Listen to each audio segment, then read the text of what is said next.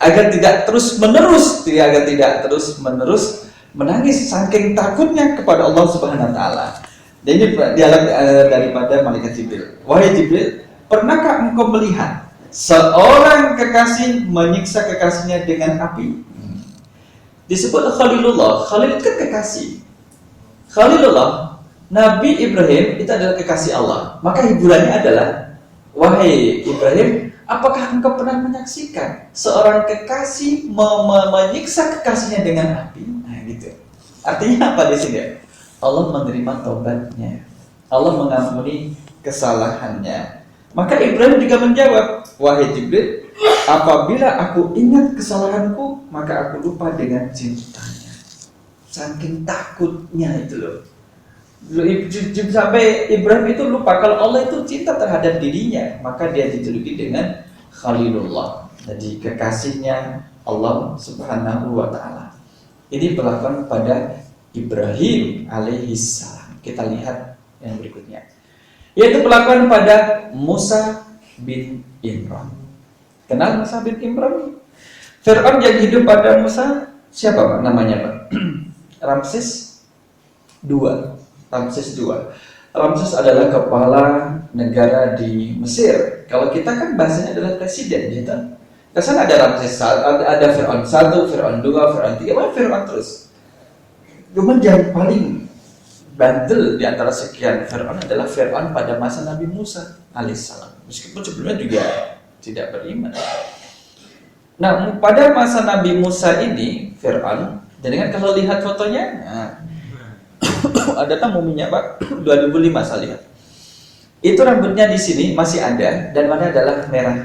Merahnya merah muda. Layaknya kalau dicat. Udah berapa ribu tahun cat itu nempel pada rambutnya dan tidak luntur. Itu Pak. Kami juga pernah dapat kesempatan masuk ke makam namanya Nadi Muluk. Nadi Muluk adalah lembah para raja. Disitulah raja itu dimakamkan. Kalau yang piramid itu raja yang kaya, semakin kaya semakin besar piramidnya. Tapi sebelumnya dimasukkan ke dalam tanah, kedalaman 200 meter dari permukaan tanah. Nah, kita berapa meter? 1,5 meter. 1,5 meter. Sana 200 meter. Tempatnya licin. Sekarang sudah dikasih anak tangga. Kenapa dibuat licin? Kalau ada orang yang mau mencuri harta bendanya, mencuri dan sebagainya, itu akan terpleset dan jatuh ke bawah. Di bawah itu ada kolamnya. Sudah dipastikan matilah. Baik itu hewan atau manusia, maka dia tidak bisa naik dan keluar dari air itu. Solusinya apa? Solusinya dia bisa selamat adalah dengan menelan habis-habis air itu. Nah, baru asap kering dia nanti bisa selamat. Tapi jumlahnya enggak sedikit, banyak. Karena kanan kiri itu harta. Nah, pada makam yang kami turuni itu, di atasnya itu dicat dengan warna biru dan ada kekuning-kuningan. Biru adalah langit, kuning adalah bintang. Itu tidak luntur. Tapi sama kayak dibilang jangan disentuh karena beracun. Selain ada gas beracun sudah dikeluarkan, sudah diganti dengan yang sehat, tapi cat warna itu juga masih beracun. Nah, Musa alaihissalam, Nabi Musa kan badannya kekar. Nabi Musa pernah berselisih karena Nabi Musa itu dari Bani Israel dan kaumnya Fir'aun itu adalah orang-orang Kipti. Terjadi sengketa perkelahian antara orang Bani Israel individu dengan individu daripada Kipti. Yang Bani Israel ini kewalahan bertengkarnya, maka dilaporkan kepada Musa, diharapkan untuk bisa membantu. Musa datang sekali pukul dengan kau tidak balik lagi, jatuh dan meninggal. Kemudian berita ini sampai kepada Fir'aun, malu bahwa bangsa dari penguasa, pendukung penguasa itu dikalahkan oleh rakyatnya, yaitu Bani Israel, maka dia dikejar-kejar. Nah, pemukulan itulah pemukulan sampai membunuh orang Kipti Mesir itu adalah sebuah kesalahan karena dia membunuh, tidak mampu menahan emosinya. Nah, jamaah rahimakumullah, karena saking takutnya daripada Musa alaihissalam terhadap perilakunya itu, maka dia meminta belas kasihan kepada Allah, minta ampunan kepada Allah. Jadi Nabi juga pernah berbuat salah, tapi maksumnya kemudian dia segera meminta ampunan kepada Allah dan takut kepada Allah Subhanahu wa Ta'ala. Di Jakarta ada siaga 1, tapi di Palembang, Kalimantan siaga berapa nggak tahu. Ya. Surat Al-Qasas ayat yang ke-16. Surat Al-Qasas ayat yang ke-16. Qala rabbi inni zalamtu nafsi faghfirli faghfara lahu innahu wal ghafurur rahim. Dia berdoa, Rabbi inni zalamtu nafsi. Ya Allah, aku telah menzalimi diriku sendiri. Faghfirli, maka ampunilah aku. Faghfirli. Kemudian faghfara lahu, Allah mengampuni dia. Innahu wal ghafurur rahim. Semua sesungguhnya Allah itu Maha Pengampun lagi Maha Penyayang. Ini juga masih terhadap Musa. Pada masa Musa alaihissalam itu hiduplah seorang yang bernama Bal'am bin Bawra. Ini nama orang yang hidup pada masa Musa. Ada orang kaya yang hidup pada masa Musa, siapa namanya? Qarun. Hartanya ditelan di mana, Pak? Di Mesir toh? Dan jadinya kok nyarinya di daerah Merapi, daerah Gedean, ya nggak akan ketemu. Telannya itu di daerah sana ya. Atau Qarun. Tapi kan tidak tahu ketika ditelan bumi itu terus dipencar-pencar kemana-mana di dalam bumi itu, kita nggak tahu. Jadi akik itu tuh, itu ada akik yang bisa berjalan, aki-aki itu ya. Nah, Bal'am bin Bawra dikatakan termasuk orang yang soleh, orang yang taat. Sampai-sampai ketika dia melihat ke langit, itu Allah mengizinkan dia untuk melihat singgasana Allah. Itu dalam Minhajul Abidin dikatakan demikian. Saking solehnya itu, Pak. Saking solehnya. Misalkan kayak jenengan ketika soleh dan mandi itu kan basah toh. Nah itu saking solehnya jenengan. Itu basah karena jenengan mandi. Kalau orang tidak soleh mandi mungkin tidak basah. Paham? Ngantuk. Katanya habis. Dengan kebalikan kulitnya ambil yang baru. Maka apabila dia memandang ke langit, dia itu bisa melihat arsy Allah. Nih, dalam surat Al-A'raf ayat 175. Di sini dalam Minhajul Abidin, watlu alaihim naba'al ladzi atainahu ayatina. Alladzi atainahu, orang yang dimaksud di sini itu adalah Bal'am bin Bawra. Allah memberikan kelebihan kepada Bal'am bin Bawra karena kesolehannya. Jadi kalau dia melihat ke langit itu bisa melihat arsy Allah atas izin Allah demikian. Fa'atba'ahu asyaitanu fakana minal ghawin. Dia itu pernah menjadi orang yang soleh tapi kemudian terjerumus pada kemaksiatan. Mantan preman sama mantan orang soleh yang mana yang lebih baik? Ya yang lebih baik ya yang tidak pakai mantan-mantan ya, orang soleh aja, orang soleh itu lebih baik. Jadi ini kemudian tergelincir dengan godaan setan. Maka ketika seorang yang soleh itu melakukan perbuatan yang terlarang, kemakrifatannya sebagai wali Allah lenyap, ditarik lagi oleh Allah. Tidak bisa lihat, kalau melihat ke atas, ke langit, dia tidak bisa melihat arsy Allah, itu tidak bisa lagi. Setelah melakukan perbuatan dosa, setelah dia melakukan kesalahan, maka dijabutlah ma'rifatnya. Di sini dikatakan bagaikan anjing yang dihalau. Yalhas, famasaluhu kamasalil kalbi in tahmil alaihi yalhas atau tatruku yalhas. Anjing kalau dilihat itu tidak akan melet-melet, kalau ditinggal juga akan melet-melet. Pak Narno punya jurus sendiri. Ngapa gue? Ngapa Pak? Kiri Pak, kebun ini. Itu terus gak bergerak Pak anjingnya Pak. Ternyata paham bahasanya Pak Narno juga ya.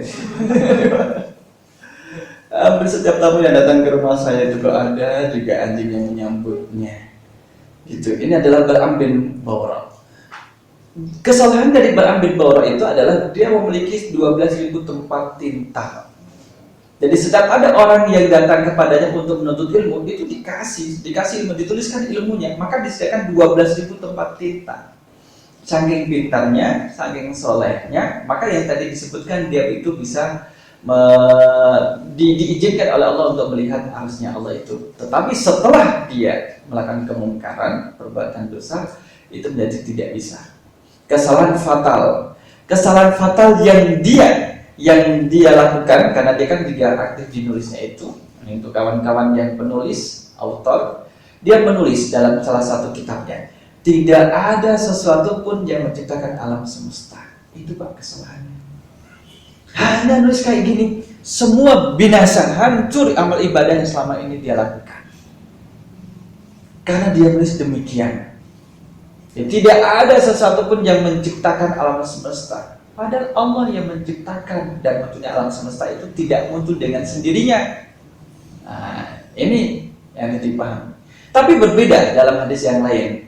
Ketika ada seorang yang kehilangan binatang tunggangannya beserta dengan perbekalannya, ditunggu di padang pasir di bawah pohon, nggak datang-datang, dan yang terbayang adalah kematian karena tidak mungkin dia bisa mengarungi padang pasir tanpa binatang itu dan juga perbekalan.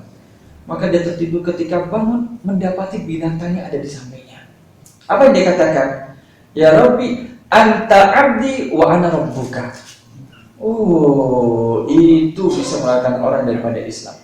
Anta abdi, ya Allah, engkau itu hambaku, aku ini Tuhanmu. Dia mengatakan demikian. Syekh Utsaimin dalam menjelaskan hadis ini dalam Riyadhus Shalihin itu tidak mengeluarkan daripada keislamannya. Kenapa? Karena dia keseleo lidahnya, dalam hatinya tidak bermaksud mengatakan demikian. Saking bahagianya itu loh yang menyebabkan dia kebalik-balik dalam mengucapkan. Maksudnya dia mengucapkan anta rabbi wa ana abduka. Ya Allah, engkau adalah Tuhanku, aku ini hambamu, maka engkau kasihi, engkau selamatkan. Dan kita tidak bisa merasakan kebahagiaan orang tersebut kalau kita tidak mengalaminya. Maka tidak ada orang yang bisa mensyarah hadis ini dengan sebaik-baik syarah kecuali dia mendapatkan peristiwa kondisi sebagaimana orang yang dalam hadis itu. Saking bahagianya itu. Pernah dengan kehilangan kunci, bingung sana kemari, kemudian dapat. Itu kan baru kunci. Kalau kunci motor tidak ketemu, masih ada mobil. Mobil siapa? Mobil tetangga. Pinjam dan sebagainya. Jadi itu adalah siapa tadi namanya? Bal'am bin Bawrah. Maka kita harus berhati-hati dengan dunia. Kita ini harus berhati-hati dengan dunia. Kenapa kita harus berhati-hati dengan dunia? Saya tidak katakan dunia itu berbahaya. Karena dalam Al-Quran juga tidak ada ayat yang memuji dunia, kan? Adakah ayat yang memuji dunia? Dunia itu adalah yang baik, tempat yang sebaik-baik tempat. Yang dipuji adalah akhirat, bukan dunianya. Usia kita itu tidak panjang di dunia ini.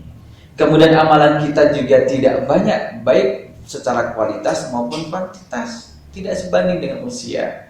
Sedangkan Allah itu maha ketat mengawasi kita. Maka harus berhati-hati. Berhati-hati dan terus berhati-hati. Nah itu dalam ini mengomentari dari perilakunya Bal'am bin Bawrah. Kemudian yang terjadi pada Nabi Daud alaihissalam. Nabi Daud alaihissalam itu juga pernah melakukan kesalahan. Saya tidak belum menemukan bentuk kesalahannya apa, karena tidak disebutkan dalam Minhajul Abidin.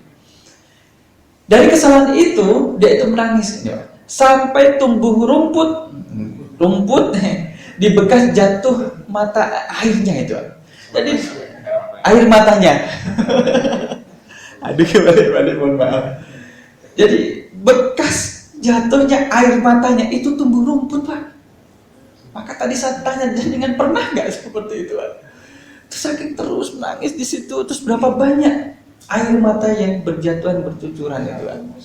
Dan terus sampai tanah yang kena air matanya itu jadi subur dan tumbuh rumput. Bukan dia ngambil rumput ditanam di situ kemudian ditangisi gitu, tidak. Ini lebih kepada makna hakiki atau bermakna makna majazi Allahu a'lam. Tapi menggambarkan betapa sedihnya dia meratapi kesalahannya itu. Ya tak? Mengingat tangisan dan melupakan dosa. Jadi kesalahan juga daripada Nabi Daud adalah dia terlalu nangis gitu, lupa dengan dosanya. Nangis terus takut, lupa dengan dosanya. Dia lupa kalau Allah itu maha menerima taubat.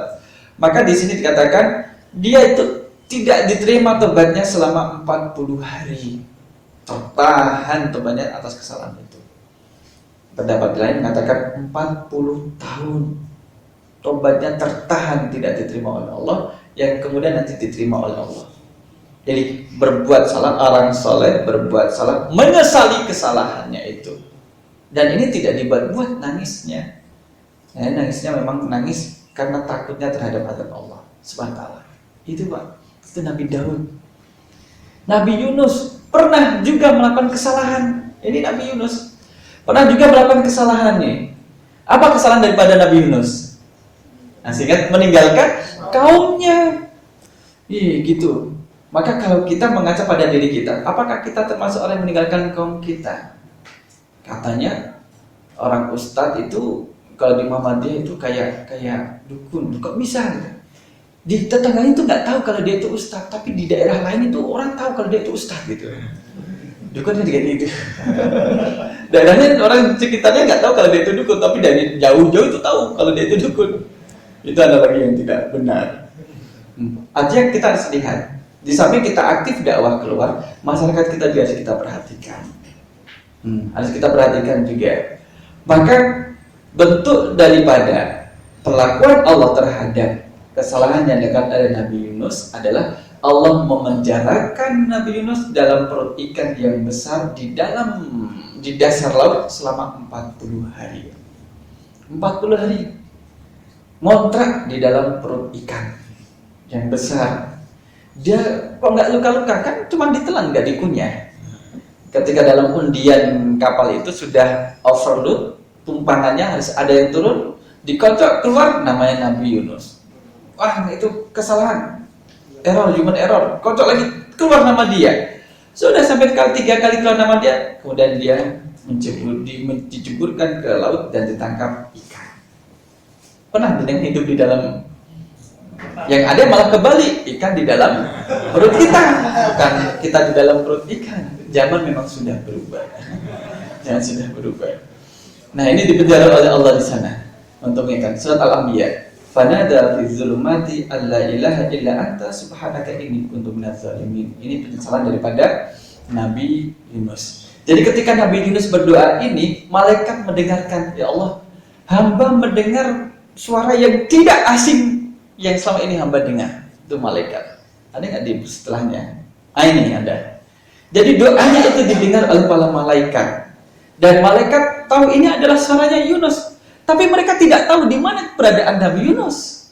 Di mana keberadaannya?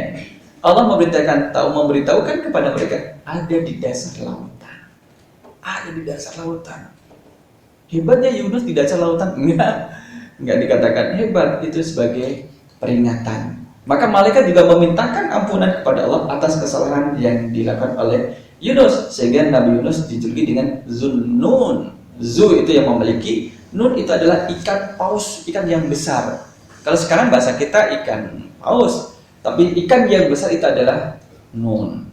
Nun wal qalami wa ma yasturun. Nunnya itu juga ditafsirkan dengan ikan yang besar. Itu Zunnun. Ada yang namanya Zunnun? Itu bisa bermakna penjual ikan. As-samak mumallah. Faltaqamahu hutu wa huwa mulim. Ini dalam surat As-Saffat ayat 142 sampai 144. Begitulah kisah Nabi Yunus setelah dia melakukan kesalahan. Sekarang dilakukan Nabi Muhammad sallallahu alaihi wasallam. Nabi Muhammad dalam hadis disebutkan salat malam sampai bengkak kakinya. Sampai bengkak kakinya, memerah. Kalau kita berdiri terus, itu kan nanti kaki juga akan memerah, bengkak. Darahnya ngumpul terus di situ. Rasul sampai pernah demikian. Saya belum pernah. Bapak Ibu sudah pernah? Keringgingan minimal, Pak. Kalau malam muhasabah Pak Asad itu harus gimana supaya bengkak-bengkak ya? Gendong orang lain, sholat tahajud sambil gendong orang lain kan juga cepat bengkak karena berat itu.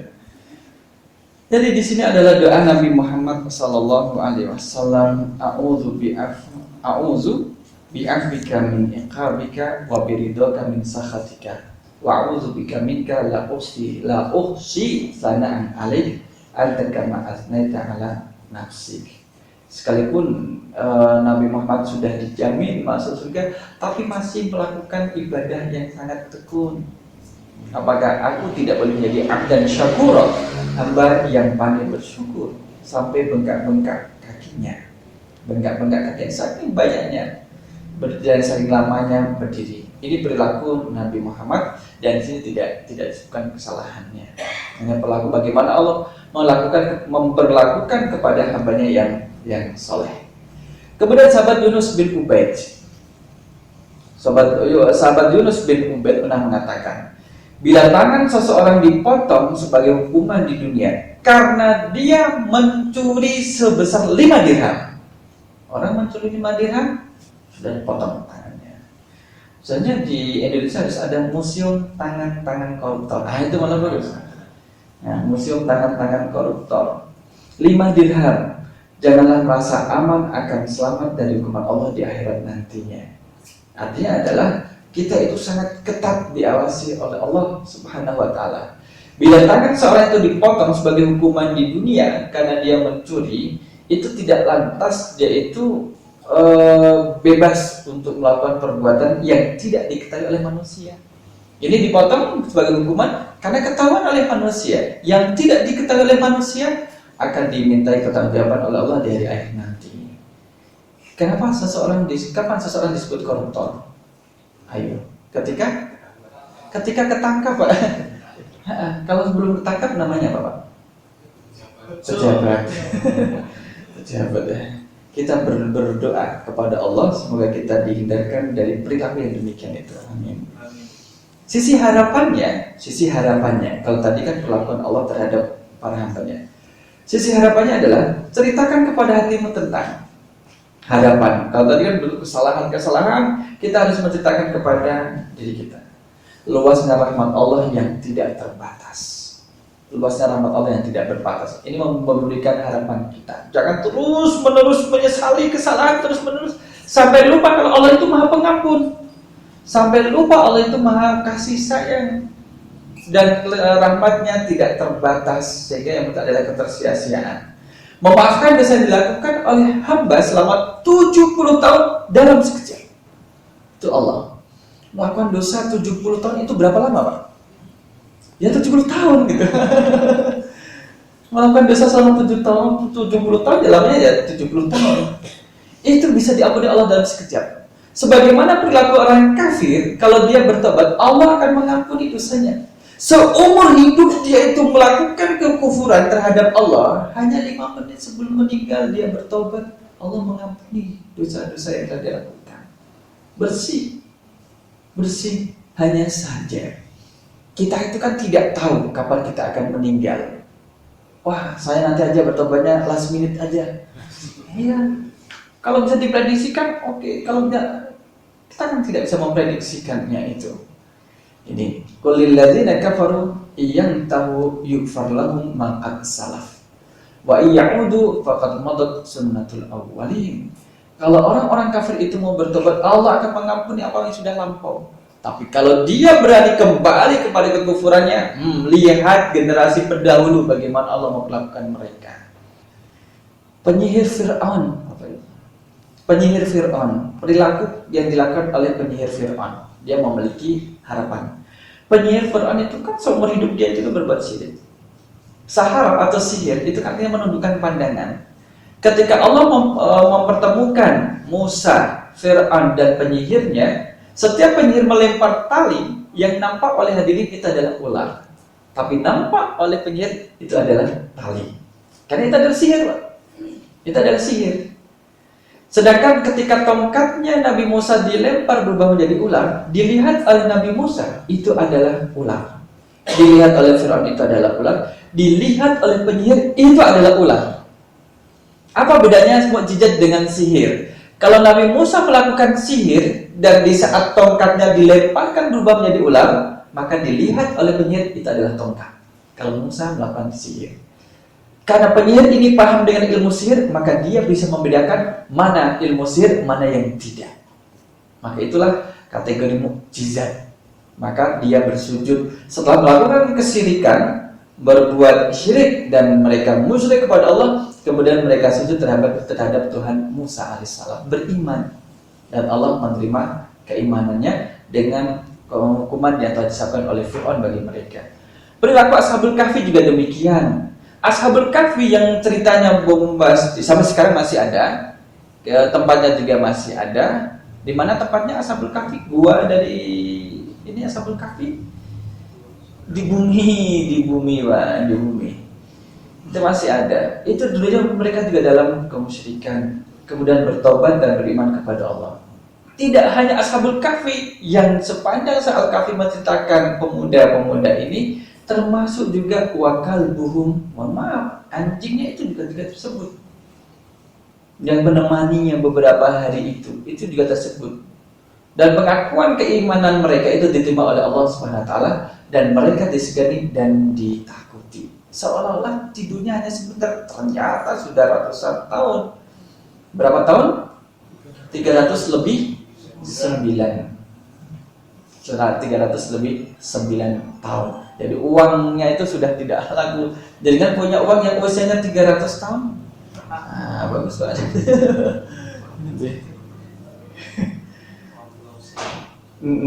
Nah ini juga anugerah Allah kepada mereka, beriman dan beribadah kepada Allah. Teguran Allah. Jadi Allah juga menegur kepada hamba-hambanya. Ini sebelum terakhir, Allah juga menegur kepada Ibrahim. Nah ini di sini ternyata kita mendapatkan kesalahan daripada Ibrahim.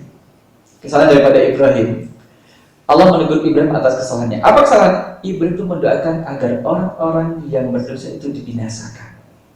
Itu doanya Nabi Ibrahim kepada Allah. Ini kesalahan yang di awal tadi tidak saya sebutkan kesalahannya, ternyata ada di slide yang ke-30. Jadi Nabi Ibrahim mendoakan agar orang-orang yang berdosa itu dibinasakan. Emang kamu siapa Ibrahim? Siapa Tuhan mereka? Kok malah nyuruh-nyuruh saja? Nah, itu kesalahannya. Kemudian teguran Allah kepada Nabi Yunus alaihissalam yang bersedih pada pohon yaqtin. Pohon yaqtin. Pohon yaqtin ini, pernah dengar pohon yaqtin? Pohon yaqtin itu kadang seger, hari ini seger, besok kering. Besok lagi seger, tumbuh, besoknya kering.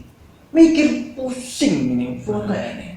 Sedangkan melalaikan Nabi Yunus lalai dengan 100.000 kaumnya yang sesat itu dibiarkan, tidak diberi peringatan. Malah mau mikirkan yakin.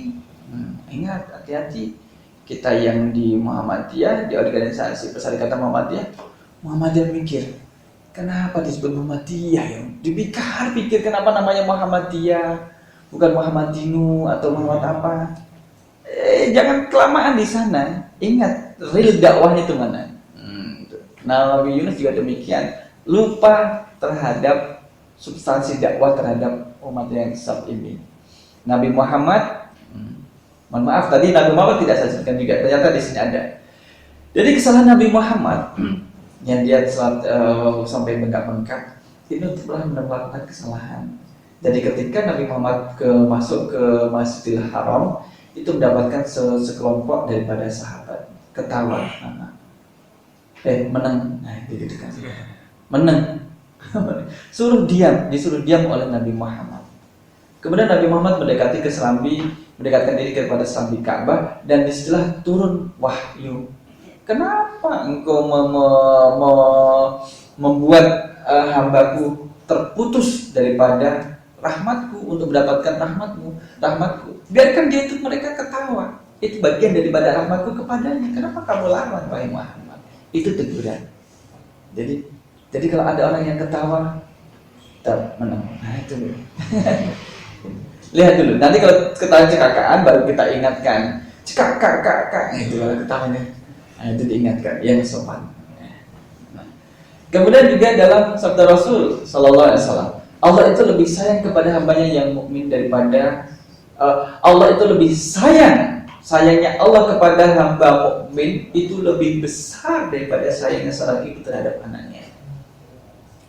Seorang ibu lebih sayang kepada anaknya atau pada suaminya? Anaknya. Karena ayah anaknya mungkin tidak berdusta. Kemudian satu rahmat Allah yang dibagikan di dunia ini, kita bisa saling mengenal, kemudian menghargai satu sama yang lainnya, bisa memberikan kasih sayang, bisa mendapatkan ilmu, itu baru satu rahmat Allah yang 99-nya nanti akan diberikan di akhirat. Nah, ibu bapak jamaah rahimakumullah, itulah prinsip yang kedua, perilaku dan perlakuan Allah terhadap hambanya.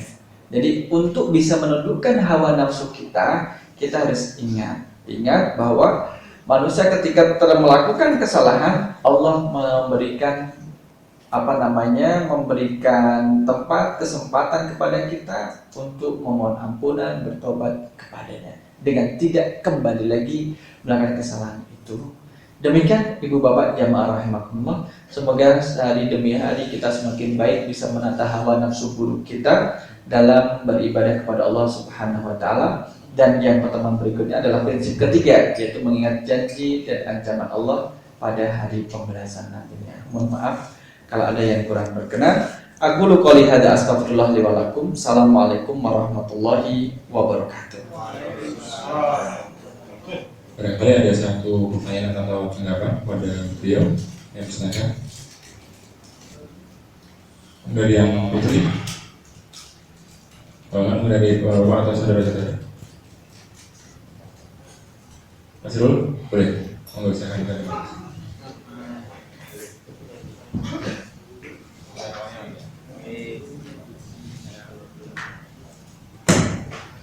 Assalamualaikum warahmatullahi wabarakatuh. Terkadang kita itu terjerumus sama nafsu kita, Pak. Apalagi masih muda gitu, kadang nafsunya lebih disik daripada pikirannya. Bagaimana sih Pak cara memanage nafsu itu biar bisa terkendali, atau bahasanya itu nggak belewer gitu. Nah, biar kita itu bisa fokus untuk menjalani hidup ini. Itu saja dari saya. Saya Mas Hirul, saya SE-nya Lazisme. Assalamualaikum warahmatullahi wabarakatuh. Waalaikumsalam warahmatullahi wabarakatuh. Pertanyaannya kayak rada gelembek, tapi jawabannya sulit, Pak. Karena ini adalah yang vital dalam berinteraksi dengan nafsu, menundukkan nafsu. Sekalipun kita lihat dari para nabi juga dorongan nafsu untuk melakukan kesalahan juga ada. Tetapi kalau kita kembali kepada apa yang pernah saya sampaikan, adalah selalu berdoa kepada Allah untuk bisa menundukkan nafsu kita. Kemudian kita harus bersikap tegas terhadap keinginan melakukan perbuatan yang itu terlarang. Tegasnya bagaimana? Menghentikan atau mengingatkan pada azab.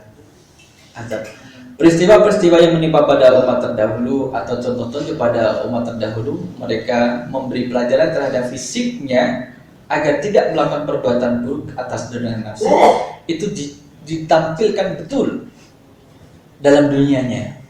Mereka berbaring di atas padang pasir, kemudian mereka menghukum secara fisik terhadap dirinya agar tidak menuruti nafsunya. Nafsu itu besar, bahaya. Ij'al maidanakumul awal anfusakum fa idan tasortum 'alaiha kunta 'ala dzalika aqdar. Jadi jadikanlah diri kita, nafsu diri kita sebagai medan utama untuk kita kelola, kita manage, kita atur. Kalau kita bisa mengatur nafsu yang ada dalam diri kita, untuk mengatur yang lain itu lebih mudah. Artinya mengatur nafsu itu sulit dalam hal itu.